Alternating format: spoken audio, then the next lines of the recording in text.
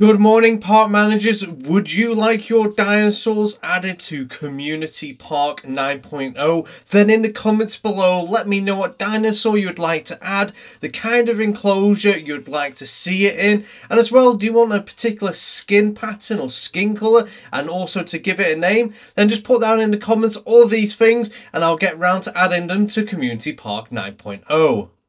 Pickled Potato wanted a desert enclosure with Carnotaurus in it named Bob. So yeah, that's what I've gone and done. And just as for a bit of a change this time, I thought I'd show you how I actually make the enclosures for this. You have to let me know in the comments, do you actually enjoy me making the enclosures? Would like to see that more? Or would you prefer just to see the end results of the enclosure that's been made? Anyways, for this desert enclosure, my idea behind it was more of like a cactus forest kind of desert. So we're going to have like these little hill areas that I've already plumped up to the side. Going to be adding lots of cactuses and different desert plants to that sort of section. And then every now and then just like a little gap with a very small amount of cactuses knocking about just to fill out the openness of this enclosure.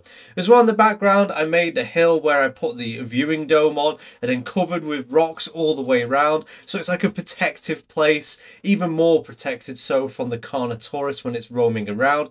As we know from like Camp Cretaceous and also the Jurassic World films, the Carnotaurus in this universe is very aggressive and likes to pick fights regardless if it's hungry or not. So I feel like it's best to just go overprotective with this. As well, with it being in a very snowy biome, I decided to make this desert enclosure within an aviary and just use the little aviary glitch where you add the Carnotaurus from the aviary hatchery. And as you can see there, I've named him Bob, and I absolutely love Bob. I picked my favourite colours, which was the yellow and black. I feel like it fits this desert environment really well, and like, yeah, I really enjoyed this enclosure. To me, this is very aesthetically pleasing. I love having, like, when I do desert enclosures, I love making cactus forests. Like, it's just so interesting, adds a bit of greenery too. And when you put like desert photos into like Google Images, you do see a lot of cactus forest ones. So yeah, I hope that you've actually enjoyed this enclosure and the way it was made. Again, let me know in the comments if you'd like me to do the videos now on like this, where I show you making the enclosure. And don't forget to put in the comments as well what kind of creatures you would like added to Community 9.0.